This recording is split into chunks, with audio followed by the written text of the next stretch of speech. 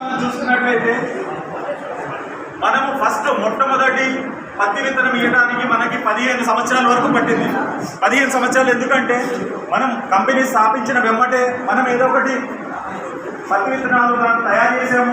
రైతులకి అందేటప్పుడు ఇంత డిలే ఎందుకంటే మనం ఏ నెలలో అయినా ఏ వాతావరణ పరిస్థితుల్లో అయినా ఇచ్చిన హైబ్రిడ్ అనేది రైతుకి మంచి దిగుబడులు తీసుకురావాలి, రైతుకి పెట్టుబడికి తగ్గట్టుగా లాభాలు ఇవ్వాలని మా చైర్మన్ గారు రామస్వామి గారు ఇన్ని సంవత్సరాలు ఆగి అంటే ఏదైనా కంపెనీ స్థాపించిన తర్వాత మనం ఇచ్చే ఫస్ట్ హైబ్రిడ్ ఏదైతే ఉంటుందో అది బ్లాక్ బస్టర్ హైబ్రిడ్ కావాలని చెప్పి ఇన్ని సంవత్సరాలు ఆగి మనకి మొట్టమొదటిగా ఒక మంచి హైబ్రిడ్ ఇవ్వడానికి అన్ని సంవత్సరాలు ఆగి చేసి చూసి మీ అందరికీ ఒక మంచి హైబ్రిడ్ ఇచ్చాడు. ఈ ప్రయాణంలో భాగంగా RCH2 అందరూ RCH2 అనే హైబ్రిడ్ మన ఈ ప్రయాణంలో భాగంగా ఇవ్వడం జరిగింది. దాని తర్వాత సరాసరి ఒక 10 సంవత్సరాల తర్వాత మనం RCH659 అనే హైబ్రిడ్ మనం మార్కెట్లో రిలీజ్ చేసాం. అది ఎప్పుడు గుర్తుందా? RCH659 అందరూ వేసారా? రైట్. 2013 సంవత్సరంలో మనం RCH659 అనే హైబ్రిడ్ మార్కెట్లోకి లాంచ్ చేసాం. అది మీకు ఈ నెలలో పనిచేస్తుంది, ఆ నెలలో పనిచేస్తుంది, అలా ఉంటుంది, ఇలా ఉంటుంది. దానికంటే రైతుకి ఎంత అత్యధిక దిగుబడి వస్తుంది అనేది ఇప్పటికీ మనం చూసుకున్నట్లయితే ఇప్పటికీ ఏ కంపెనీ హైబ్రిడ్ అయినా సరే ఏ రకమైన విత్తనమైనా చూసుకున్నట్లయితే RCH659 అనేది హైయెస్ట్ దిగుబడి తీసిన రైతులు మన గుంటూరు జిల్లాలోనే ఉన్నారు. మన గుంటూరు జిల్లా నుండి ఆల్మోస్ట్ 28-32 క్వింటాలు తీసిన రైతులు కూడా మన పరిసర ప్రాంతాల్లో RCH659 నుండి తీసిన రైతులు ఉన్నారు. మీ అందరికి గుర్తుందా? 2015, 16, 17 ఈ సంవత్సరాల్లో మనకి అత్యధిక దిగుబడి సాధించింది RCH659.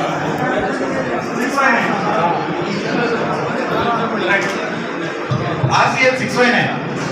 సో ఈ ప్రయాణంలో మళ్ళా మనం అధిక వర్షాలే కానీ లేకపోతే రకరకాల రోగాలే కానీ లేకపోతే చీడపీడలే కానీ వాటి వల్ల మనం ఆ రకాన్ని వేయడం అందులో కొంత తగ్గించుకుంటూ వచ్చాం. అంతేనా? ఇప్పుడు నేను మాట్లాడినట్లయితే ఇక్కడ ఉన్న కొత్త యువ రైతులు ఆ రకాన్ని మర్చిపోయి కూడా ఉండొచ్చు. RCH659 ఎవరికైనా గుర్తుందా అంటే కొంతమంది యంగ్స్టర్స్ ఇప్పుడు కొత్తగా వస్తున్న వ్యవసాయంలోకి వస్తున్న రైతులు అరే నాకు అదేంటో తెలియదు అదేంటి అని అడిగే రైతులు ఉన్నారు. అదేవిధంగా మీలో పెద్దవాళ్ళని వాళ్ళని చూసినట్లయితే ఇప్పుడు బాబాయ్ చూసినట్లయితే బాబాయ్ నీకు తెలుసా బాబాయ్ అంటే నాకు RCH659 తెలుసు, నేను దాని నుండి 20-25 క్వింటాలు ఇచ్చాయని పరిస్థితి ఉంది.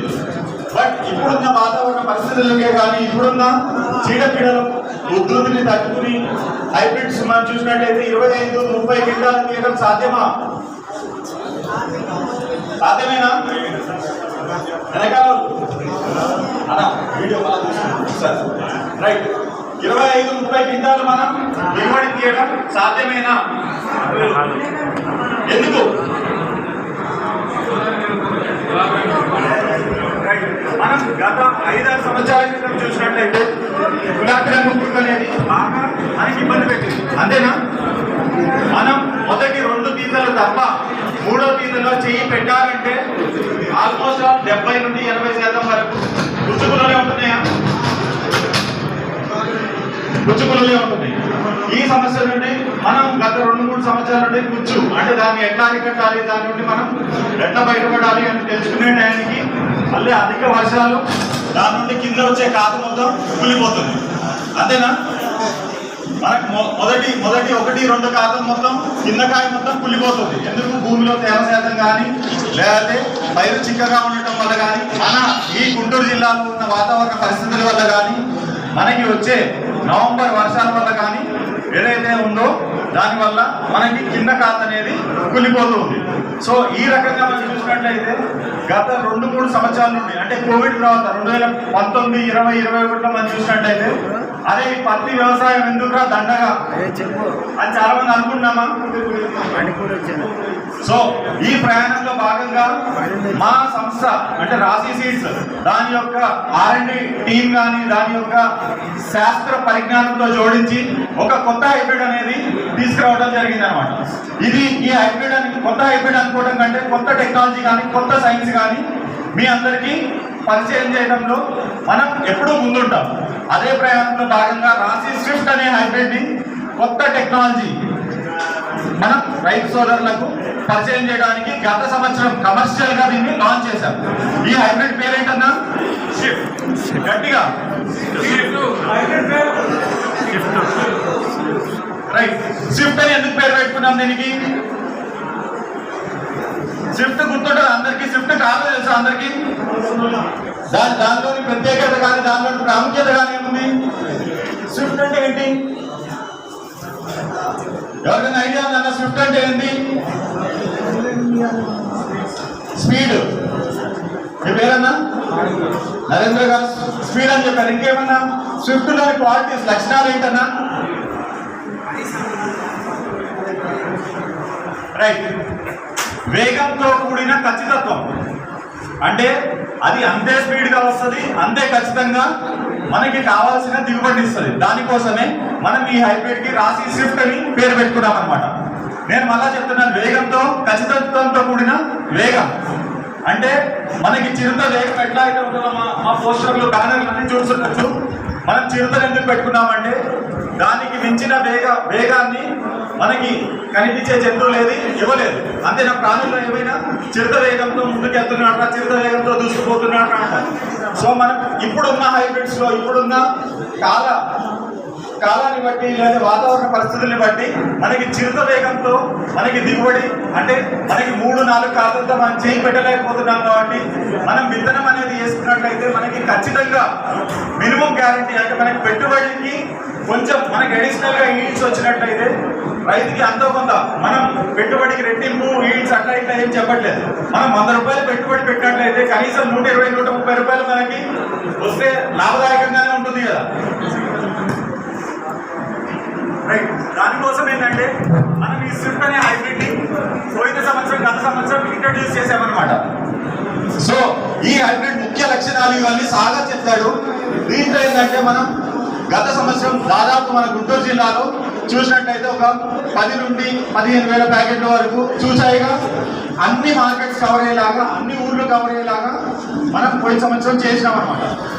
దీంట్లో ప్రధానంగా నేను 2 పాయింట్స్ చెప్తాను, అవి మీరు గుర్తుంచుకోండి.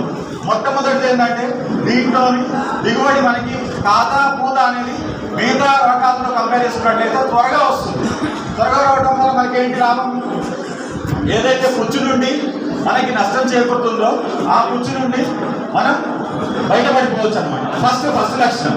రెండోది ఏంటంటే ఈ చెట్టు కొంచెం ఆకు దళసరిగా ఉండటం, ఆకు మందంగా ఉండకపోవడం వల్ల కింద కాయలు అంటే సూర్యరశ్మి మంచిగా తగిలి కింద కాయలు ఇందాక నేను చెప్పాను చూసారా, కాయకులు అంతర్వాహిక కాయకులు అనేది గత సంవత్సరం నుండి మనకి బాగా ఇబ్బంది పెడుతుంది. దాని నుండి మన మొక్క రక్షణకి గురై కింద కాయలు ఏదైతే ఉన్నాయో అవి కుళ్ళుడు అనేది చాలా తగ్గుతుంది. ఈ 2 ముఖ్యమైన లక్షణాలు. దీంతో పాటు సైన్స్ టెక్నాలజీ అని నేను రకరకాలుగా చెప్తున్నాను. సార్ దీంట్లో సైన్స్ ఏముంది, దీంట్లో టెక్నాలజీ ఏముంది అనుకుంటాం.